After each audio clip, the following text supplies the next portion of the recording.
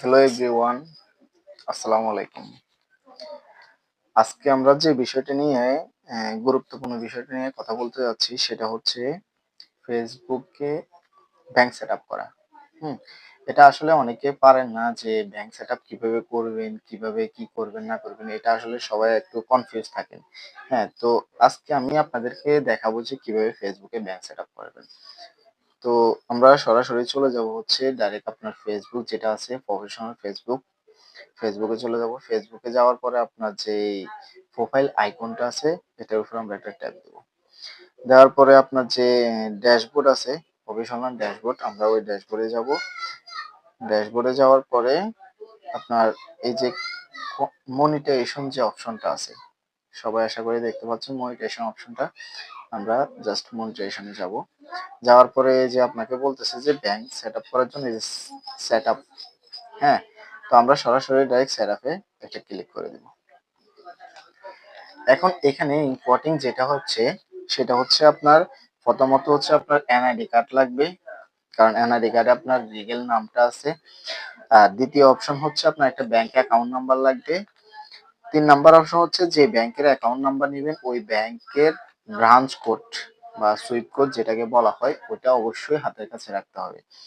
আর বিশেষ করে হচ্ছে আপনার অবশ্যই একটা টিন সার্টিফিকেট থাকতে হবে। হুম? কারণ টিন নাম্বারটা এখানে দেওয়া লাগবে। ঠিক আছে? তো আমরা সরাসরি প্রথমে আপনার নেম আসবে, ফার্স্ট নেম এবং লাস্ট নেম। তো এই নামগুলো সঠিকভাবে দিয়ে দিবেন। হ্যাঁ, তো আমি বরাবরের মতো সব কমপ্লিট করে দিছি। কমপ্লিট করার পরে জাস্ট আপনি নেক্সট এ টিপ দিবেন। নেক্সট এ টিপ দেওয়ার পর এখানে বাংলায় সিলেক্ট করা আছে আর এখানে ইন্ডিভিজুয়াল সিলেক্ট করে দিবেন যদি না থাকে, আর যদি থাকে তাহলে তো দেন ওকে। তো বরাবরের মতো আবারও আপনারা জাস্ট নেক্সট এ ক্লিক করে দিবেন। নেক্সট এ ক্লিক করে দেওয়ার পরে আপনার name, first name, last name, middle name. তো মিডল নেমটা আপনি না দিলেও চলবে, দিলেও এটা আপনার ব্যাপার কোনো সমস্যা নাই। এরপর হচ্ছে আপনার প্রাইমারি অ্যাড্রেস।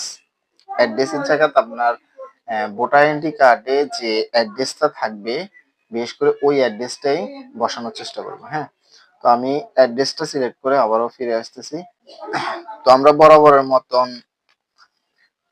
মতন আমরা আমাদের অ্যাড্রেসটা সিলেক্ট করে দিছি। অ্যাড্রেসটা লেখার পরে হচ্ছে আপনাকে এখানে আপনার এই যে অ্যাড্রেস দিছেন, প্রাইমারি অ্যাড্রেস, ওই অ্যাড্রেসের যে অ্যা জিপ কোড, জিপ কোড হচ্ছে আপনার এনআইডি কার্ডের ব্যাক সাইডে ৪ সংখ্যার একটা কোড পাবেন।